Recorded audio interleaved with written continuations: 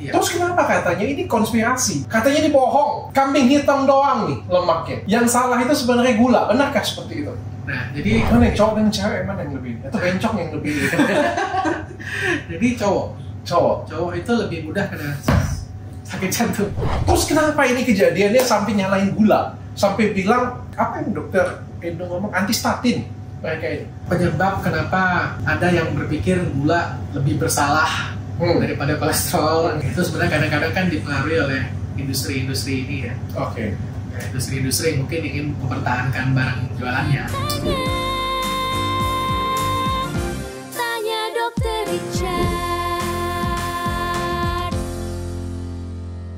Kemarin lewat di Instagram saya, kolesterol itu nggak berbahaya. Yang berbahaya itu gula sebenarnya. Saya nonton dan menurut saya ini cukup menyesatkan ya. Dan tidak sedikit orang yang seperti ini. Total saya sudah melihat lebih dari 5 video dari 5 influencer berbeda. Bahkan beberapa di antaranya ditonton jutaan orang dan didukung oleh banyak orang. Dan menurut saya ini amat sangat sesat. Atau ilmu saya yang salah ya.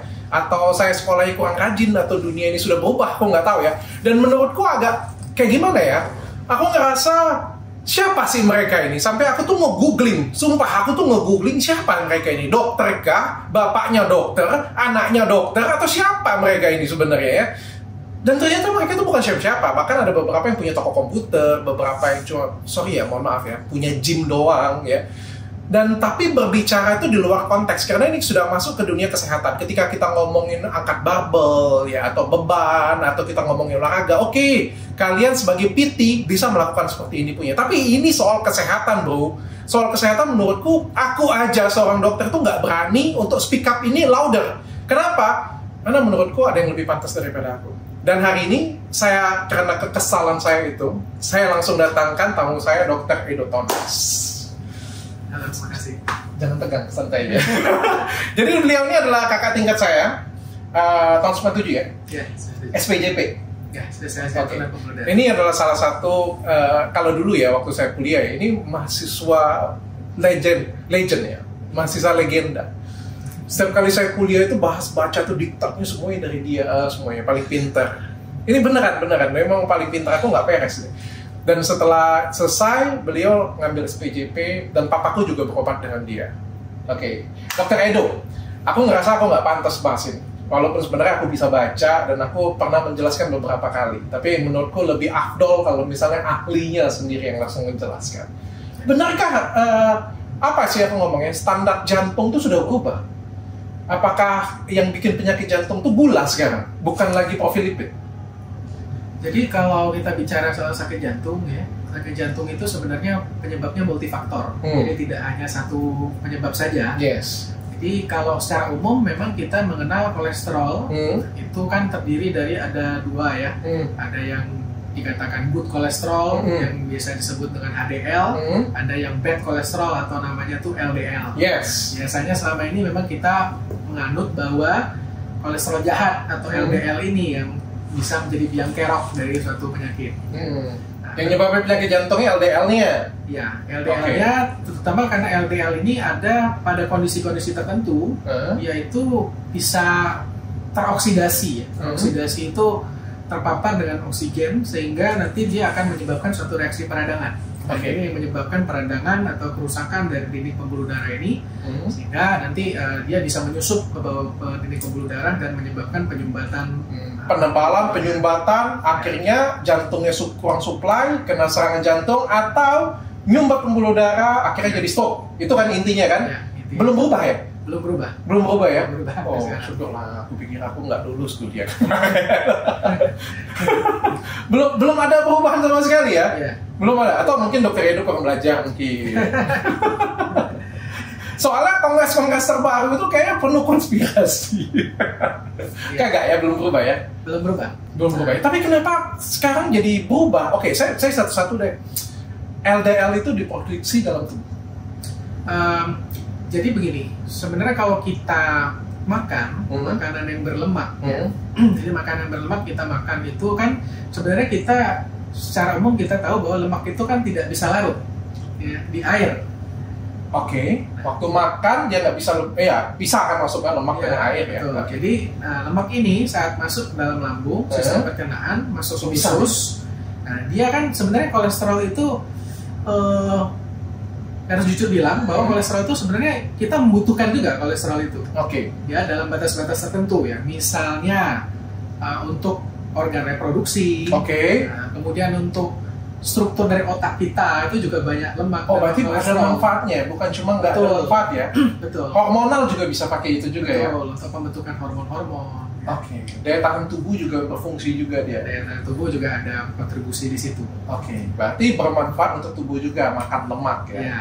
Oke. Kemudian saat lemak itu masuk dalam saluran pencernaan di usus, dia kan harus dipindahkan ke organ-organ tadi yang memang membutuhkan si kolesterol. Oke. Nah, tapi karena kolesterol atau lemak ini nggak bisa larut secara langsung dalam darah yang komposisinya terutama adalah air, maka dia membutuhkan namanya lipoprotein atau pengangkut transporter. Oke. Busnya lah nganterin ya, karena dia nggak bisa nggak larut air. Busnya itu adalah lipoprotein tadi. Dan lipoprotein tadi adalah tadi saat sudah masuk ke dalam sirkulasi darah, itu ada dua tadi busnya. Satu namanya LDL, satu namanya HDL. Jadi itu bus ya, HDL dengan LDL itu yang nganterin. Iya, yang nganterin. Dia bawa si zat lemak ini ke organ yang membutuhkan. Jadi kalau LDL itu dia membawa dari darah masuk ke organ-organ yang membutuhkan. Dan sebaliknya kalau HDL itu dari organ balik lagi ke darah. Jadi dia berputar dalam sirkulasi. Terus kenapa dibilang jahat ya? Nah, jadi kalau misalnya LDL tadi, kenapa dia tuh seperti menjadi kambing hitam, seperti menjadi yang jahat? Karena dia kan menumpukan lemak di organ-organ tertentu.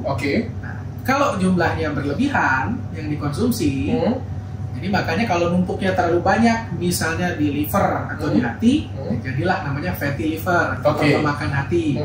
Kalau numpuknya terlalu banyak di pembuluh darah, ya itu tadi jadi penyumbatan pembuluh darah saat dia berlebihan. Tapi sebenarnya secara fisiologis kedua kendaraan ini atau kedua lipoprotein ini kan tetap dibutuhkan juga. Tapi dua kendaraan ini diproduksi sendiri dalam tubuh kita tanpa kita makan. Iya, jadi itu adalah yang diproduksi oleh terutama hati organ kita. Jadi sebenarnya tuh sumber lemak itu ada dua. Satu dari yang kita makan, yang kita konsumsi. Satu lagi memang diproduksi sendiri oleh liver atau hati. Jadi HDL dengan LDL ini adalah kendaraannya. Jadi berapa lemak yang kita makan, maka kendaraannya dicetak sebanyak apa yang lemak yang kita makan itu. Nice. Ngerti saya. Jadi kan sebenarnya kalau dilihat dari sini kan ada hubungan secara langsung ya antara LDL dengan yang terjadi penyakit jantung. Terus kenapa katanya ini konspirasi? Katanya ini bohong. Kambing hitam doang nih lemaknya. Yang salah itu sebenarnya gula. Benarkah seperti itu? Nah, jadi kembali lagi tadi saat kita bicara soal sakit jantung. Sakit jantung itu atau jantung koroner ini biasanya disebabkan oleh, jadi sebenarnya Tuhan itu sangat baik kita. Jadi pembuluh darah kita termasuk pembuluh koroner atau pembuluh jantung ini dia memiliki suatu lapisan pelindung. Lapisan pelindung ini namanya endotel. Nah, endotel ini dijaga oleh faktor-faktor internal seperti produksi nitric oxide dan hal-hal yang baik dalam pembuluh darah itu sendiri. Nah, tapi faktor-faktor pelindung ini dapat tergerus atau dapat tergeser oleh misalnya kebiasaan-kebiasaan buruk si manusia itu sendiri. Jadi ada faktor eksternal di sini. Dan faktor eksternal tidak satu. Ada banyak. Apa aja? Nah, jadi pertama-tama mungkin ada faktor yang tidak bisa kita tolak sama sekali. Apa itu? Misal jenis kelamin. Jenis kelamin juga? Mana yang cowok dan cewek, mana yang lebih? Atau bencong yang lebih? Jadi cowok itu lebih mudah kena sakit jantung. Terus? Nah, jadi untuk gue bencong. Jadi kenapa laki-laki itu lebih mudah? Karena secara genetik demikian. Untuk laki-laki itu biasanya rasio atau jumlah LDL yang bersirkulasi itu lebih banyak daripada wanita. Oh, oke. Jadi secara genetik seperti itu. Berarti genetik itu juga menentukan banget ya? Betul. Jadi genetik menentukan bagaimana lemak kita diolah dalam tubuh, lemak kita di metabolisme itu ditentukan oleh faktor genetik. Satu lagi, sakit jantung kayak gitu punya, Nah. maka risikonya bisa turun. betul. Jadi kita Kena ini, pula kemarin serangan jantungan. jadi kita ini sama. Ayah saya juga penderita sakit jantung. Nah, kebetulan ayahnya Dr. Richard kan ketahuannya lebih cepat gitu ya, ketahuan di saat yang tepat sehingga bisa ditolong. Nah, kalau ayah saya itu gejala pertamanya langsung jantungnya berhenti. Oh, oke. Nah, jadi langsung jantung berhenti sehingga meninggal dunia ya di usia yang relatif muda. Oke. Jadi itu. Nah, jadi kita sebagai Punya resiko tinggi. Keturunan survivor ini punya resiko yang lebih tinggi. Untung aku sudah kawin. Kalau kamu ngomong kayak gini, istri aku mungkin nggak mau kawinin aku. Jadi resiko itu ada hal-hal yang tidak bisa kita hindari. Oke. Tapi kabar baiknya banyak hal yang lebih bisa dihindari. Oke. Misal, Ini nggak bisa dihindarin ya? nggak bisa dihindari. Oke, yang Kita bisa dihindarin? Yang bisa dihindari, rokok. Rokok, pasti sudah sulit. Rokok merusak langsung dinding pembuluh darah. Oh, Oke, itu itu sudah ketulisan juga di depan pontong rokok itu sudah ketulis. Sudah. Tapi orang tetap aja ngerokok. Oh, itu juga bisa merusak pembuluh darah ya? Ya. Oke, apalagi faktor eksternal. Nah, itu kemudian tadi pola hidup. pola hidup. Pola hidup misalnya yang sedentary lifestyle, artinya misalnya jarang olahraga, ya, Gue juga. sirkulasinya terganggu. Kemudian juga tadi pola diet yang tidak sehat, terlalu banyak konsumsi lemak-lemak jenuh misalnya. Oke, banyak makan lemaknya Banyak ya. makan lemak. Syaba ya, Terlalu contohnya ya. banyak, ya. Oke. Karena lemak itu kan sebenarnya juga dalam makanan tuh lemak itu juga ada beberapa macam. Ya. Hmm. Kalau secara umum kita bagi misalnya banyak lemak jenuh atau lemak yang tidak jenuh, saturated fat atau non saturated fat. Oke, Nah, kalau lemak jenuh tadi ya misalnya banyak kan di daging merah, oke. kemudian misalnya produk-produk yang misalnya mentega ya, Mentega, keju. ya misalnya yang dairy products gitu ya. Nah, bukan itu tidak dibutuhkan, ya, tapi biasanya rasionya kita harus jaga. Oke, Nah, mungkin lebih baik kita mengkonsumsi yang misalnya tak jenuh ya. yang tak jenuh. Yang tak jenuh Supaya itu nggak jenuh kita ya kan? dan juga supaya mungkin komposisinya lebih sehat ya. Oke. Misalnya daging putih. Daging putih. Daging putih itu misalnya ikan. Oh, oke. Itu juga ada lemaknya, tapi tak jenuh, jadi bikin sehat. Betul. Dan Oke. mungkin golongan-golongan minyak tertentu yang biasanya dari sayur-sayuran ya. Misalnya olive oil Oh, oke. Semuanya nggak enak semua. atau misalnya canola oil gitu ya. Jadi Susah hidup. Daging babi itu masuk itu daging jenuh. merah, jenuh. Oke, sapi juga masuk kayak jenuh. Masuk jenuh. Oke, kambing juga masuk kayak jenuh. Ya, bukan nggak boleh makan, bukan nggak boleh makan, tapi jumlahnya memang harus diatur. Oke, karena kalau terlalu tinggi itu nggak baik untuk kesehatan ya. Tadi ningkatin LDL tadi ya, Ya. ujung-ujungnya ya. Oke. Akhirnya LDL juga akan meningkat, nah, resiko. Jadi LDL itu yang lebih jahatnya lagi, ada yang namanya small dense LDL. Small dense LDL itu VLDL.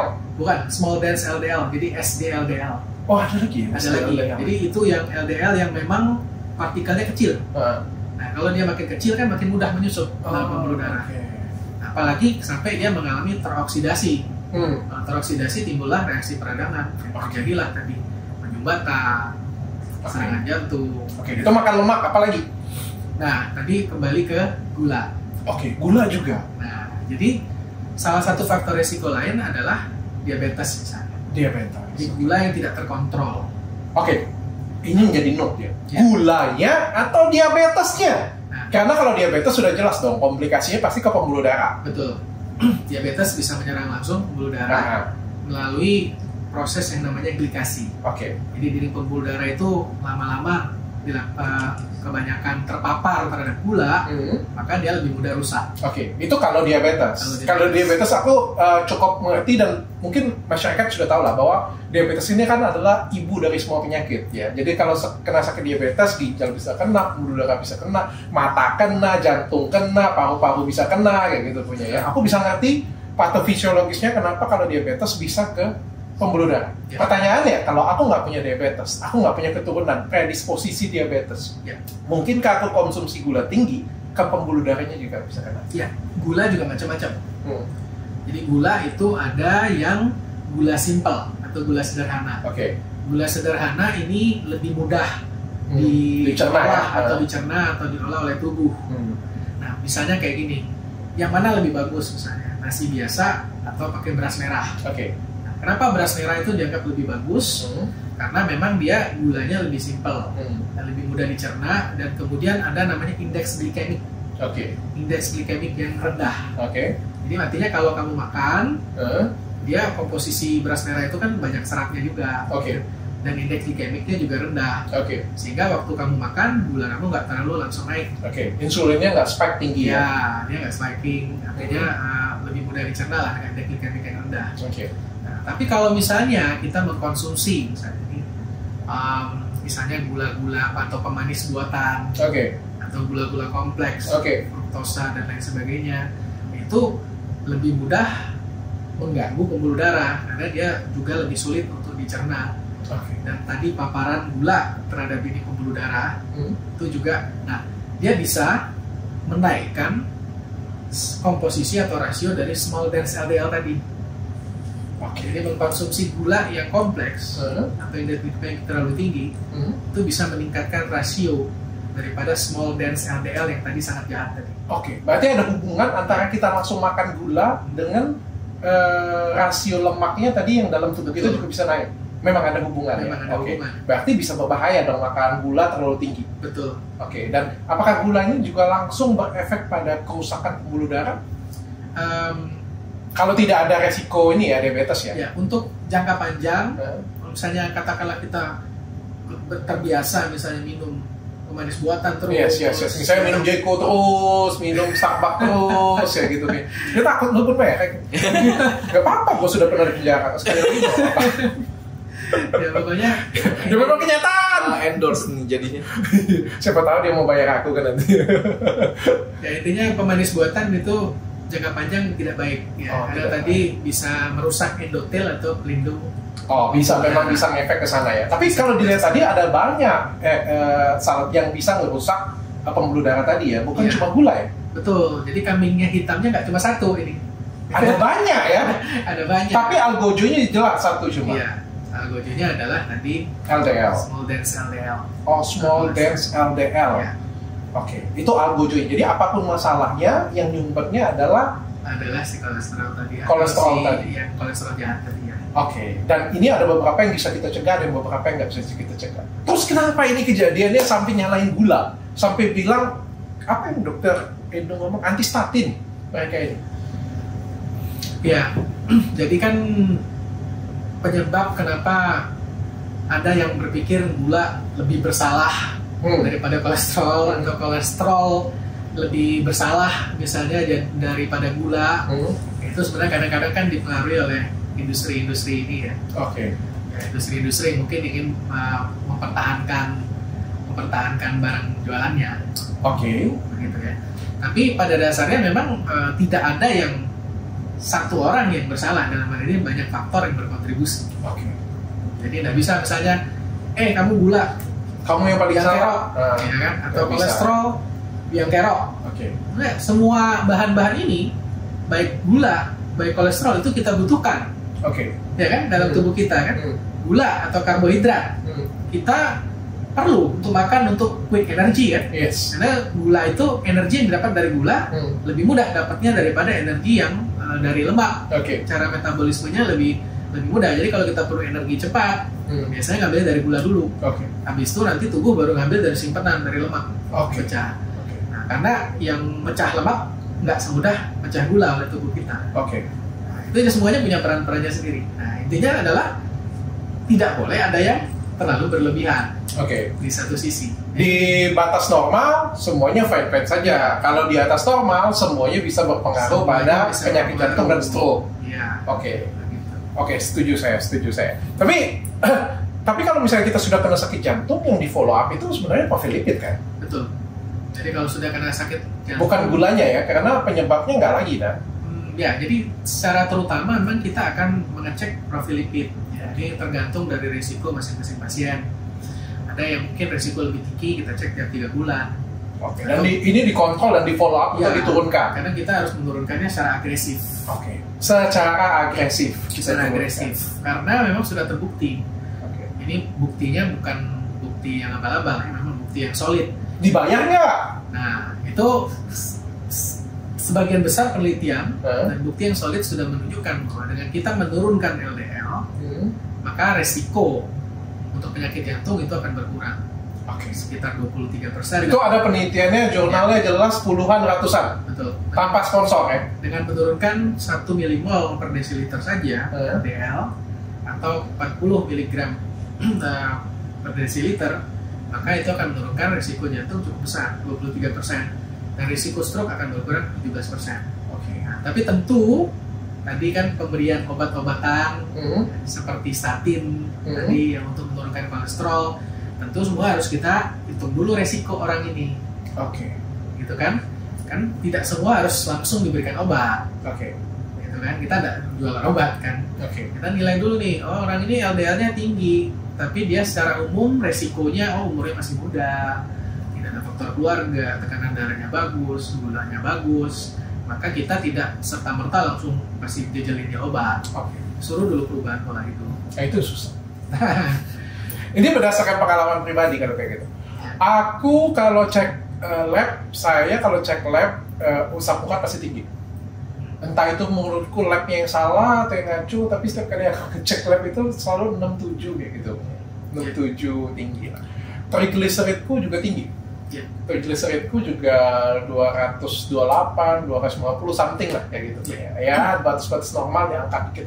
Tapi apapun yang ku konsumsi, apapun diet yang ku lakukan, ya meskipun aku akuin sih pendek sih dietnya kayak gitu pokoknya. Setiap kali aku medical check up, itu lagi yang terjadi. Seperti kayak itu tetap lah kayak gitu punya kayak dapat curahan dari Tuhan, mungkin nggak sih seperti itu? Ya, jadi kembali tadi genetik. Jadi kan dalam batas tertentu dislipidemi atau abnormalitas daripada rasio lemak itu akan disebabkan oleh familial. Oke. Ada orang-orang yang usia sangat muda sudah mengalami rasio yang jungkir balik tadi kan, LDL-nya tinggi, HDL-nya rendah. Dan itu walaupun kita coba perbaikin memang lebih berat daripada orang lain. Betul. Jadi, karena ada faktor genetik tadi ya. Faktor genetik, bahkan memang bahkan beberapa orang yang seperti itu diberikan obat statin pun karena nggak mempan. Makanya sekarang obat-obat untuk penurun lemak itu sudah ada yang kayak insulin tuh yang diinjeksi sekarang, diberikan misalnya sekali setiap 9 bulan.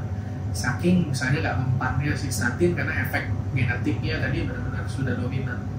Kayak kalkulator kita itu beda-beda ya. Ada kalkulator yang mulai dari 0, ada kalkulator yang mulainya dari 100 sudah ya. Jadi apa? Siap banget ya. Nggak bisa nolak. Rasio itu kalau kita pertahankan jangka panjang ya tentu Anda akan lebih berisiko. Terus apa yang kita harus lakukan kalau misalnya kayak saya nih ya, sudah tinggi nih, tapi nggak ada gejala apa-apa nih, sehat walafiat kayak gitu, punya teman-teman di rumah, asam uratnya tinggi, kolesterolnya tinggi, sudah berusaha diet juga, akhirnya frustasi daripada aku diet, udahlah makan aja lah apa yang ada. Ya, jadi kenali risiko Anda, ya kan? Kenali risiko Anda. Kita biasanya nanti ada macam kalkulator, nanti dokter bisa akan hitungin risiko Anda kena sakit jantung selama 10 tahun ke depan, sekian persen. Ada kalkulator seperti itu. Nah, jadi biasanya kita akan menilai pakai kalkulator atau algoritma tertentu yang menunjukkan nih pasiennya berisiko apa enggak. Ya kalau misalnya risikonya tidak terlalu tinggi dan dia memilih untuk mungkin ya mempertahankan pola hidup seperti itu atau mengubah pola hidupnya sebelum dimulai obat statin, ya masih bisa ditoleransi kan, kita memberikan resikonya. Kalau Anda minum statin, resikonya akan menurun sekian. Ini ada satu hal yang pengen ku bahas dan ini menurutku cukup menarik ya. Ada orang yang jaga-jaga banget makan, nggak mau makan ini, nggak mau makan itu, jaga-jaga banyak banget jaga makan. Nggak sampai begitu tua, banyak banget penyakitnya. Kolesterol lah, stroke lah, sakit jantung lah, inilah, itulah. Yang menjadi ironi adalah, saya punya teman, saya sebut aja namanya. Tapi banyak sih yang kayak gini. Salah satu contohnya, Bang Hotman Paris, 65 tahun. Makannya hajar hantem. Semua, saya duduk di samping dia tuh hajar hantem semua ya. Minum iya, pokoknya hajar hantem kayak gitu ya semuanya. sehat-sehat saja, baik-baik saja. Bahkan dia lebih gagah daripada saya. 65 tahun bawain acara itu luar biasa banget. Saya anak muda aja terkagum-kagum dengan stamina-nya. Kenapa bisa seperti itu? Saya bilang itu keberuntungan. Keberuntungan. Jadi seperti logikanya gini, ada banyak juga pasien saya yang bilang gitu, justru rokok bikin panjang umur gitu. Ada yang ngerokok malah umurnya panjang, sampai 80 tahun, sampai 90 tahun. Ada yang nggak merokok, usianya pendek, 40 tahun sudah mati. Mati, kira-kira gitu ya. Tapi kan kita ada namanya tuh probabilitas dan statistik kan. Ya kita tahu kalau merokok umurnya akan lebih pendek. Kebetulan beruntung si orang ini umurnya lebih panjang. Dan itu nggak bisa dijadikan standar. Dan itu tidak bisa dijadikan standar. Saya paham.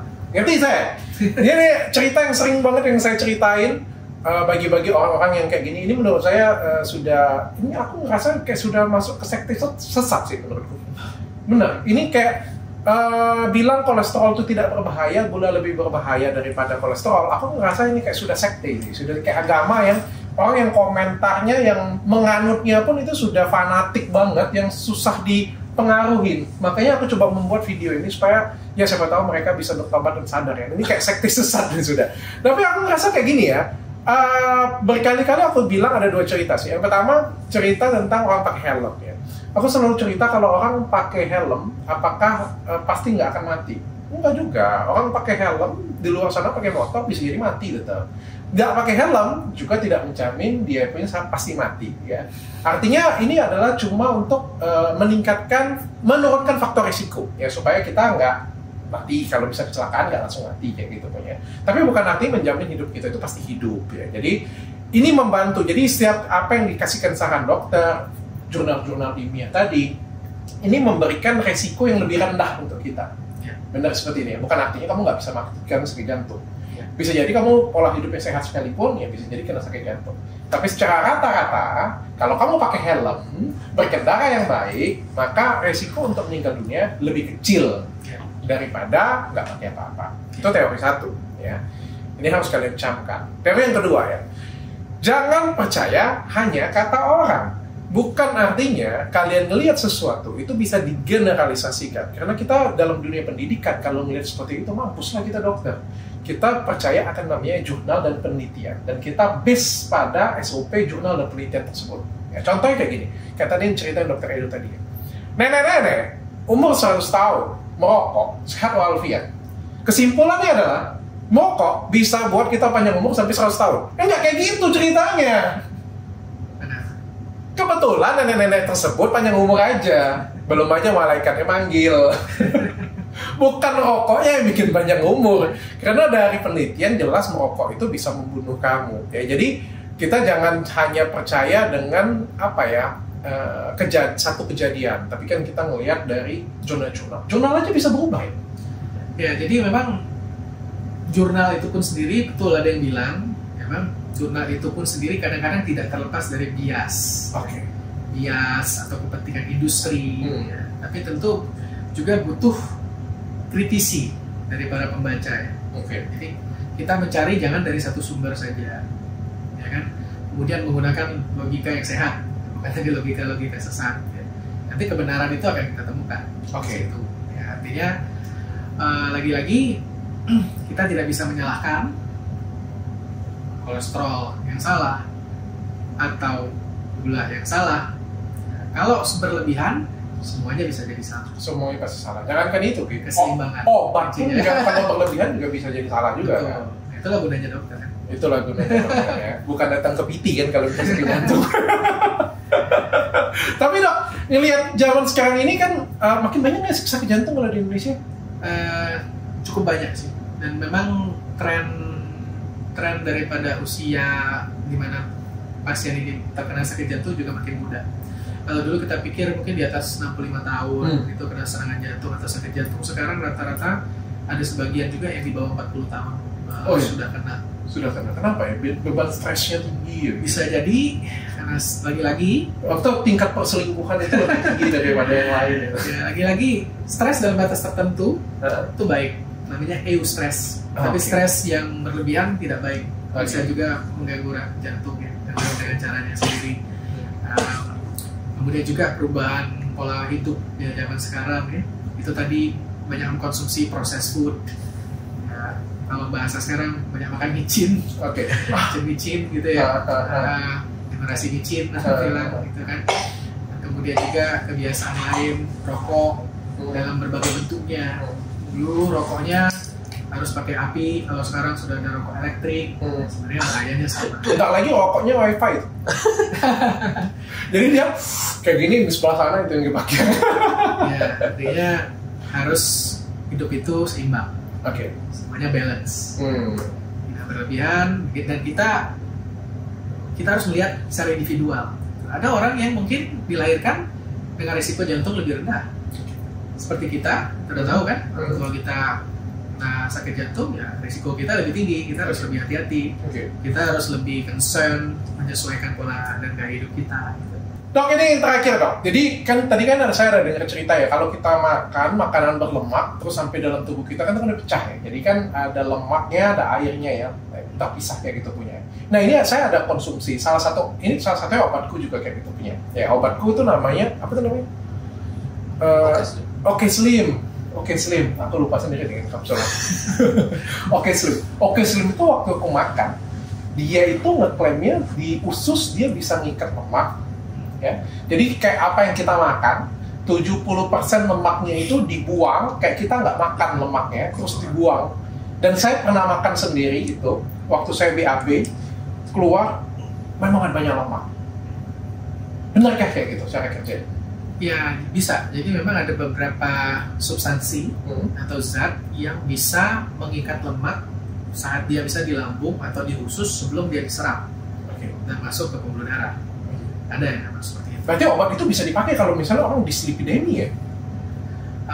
Artinya mungkin orang yang punya resiko tapi suka makan. Itu mungkin bisa ya. Oke. Ya karena aku pernah makan, karena itu kan obat dietku, aku selalu kasih ke orang yang dietnya itu bisa terkontrol. Karena kan kita kayak gini ya, di Indonesia ini kita mau diet 100% itu agak sulit. Aku ketemu dengan orang yang dietnya bagus tuh paling cuma seumur hidup ya, aku podcast dengan banyak orang ya, paling cuma 3, yang lainnya bacot doang gede. Benar, yang lain tuh bacot doang gede. Yang 3 itu tuh kalau diajak makan, ayo makan, wah belum jendela makanku. Kayak gitu punya.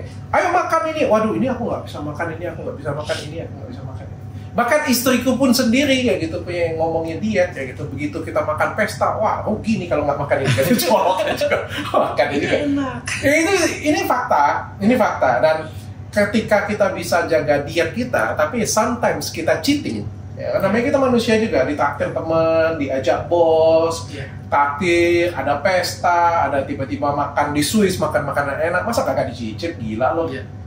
Sometimes kita harus mencicip itu. Nah, aku bilang obat itu sangat-sangat berfungsi lah. Jadi obat itu dimakan ya kalau perlu aja, gitu. Betul. Jadi konsepnya mungkin sama kayak intermittent statin ya. Misalnya kita harus makan suatu big meal atau makanan yang besar ya kita makan statin untuk saat itu. Ada juga yang menggunakan statin caranya seperti itu. Sangat membantu ya. Sangat membantu. Dr. Edo boleh nggak kasih pesan dengan sekte-sekte sesat di luar sana? Ya intinya sih hidup itu adalah keseimbangan. Jadi kita tidak hanya bisa menyalahkan kolesterol. Kolesterol itu dalam batas tertentu baik buat kita. Tubuh kita juga butuh kolesterol ya untuk reproduksi dan untuk otak. Dokter jantung sendiri aja ngomong kolesterol itu baik untuk tubuh kita. Ya. Kalian mengklaim langsung, menjustifikasi langsung bahwa kolesterol itu nggak apa-apa, gula itu berbahaya. Ya. Di lain pihak, ya konsumsi kolesterol yang berlebihan atau makanan-makanan yang mengandung kadar lemak yang tinggi, kadar lemak yang tinggi itu bisa membunuh Anda. Di lain pihak, makan karbohidrat yang terlalu banyak atau karbohidrat yang tadi kompleks, yang sulit dicerna seperti pemanis buatan dan lain sebagainya, itu juga bisa membunuh Anda juga. Gitu. Tapi nggak apa-apa lah, biar sakit jantung banyaknya biar berkaya. Jadi banyak. Kalau nanti semua orang tobat semua nggak ada yang sakit jantung, nggak ada pasien prakteknya. Ya. Mungkin itu konspirasinya dok. Thank you so much.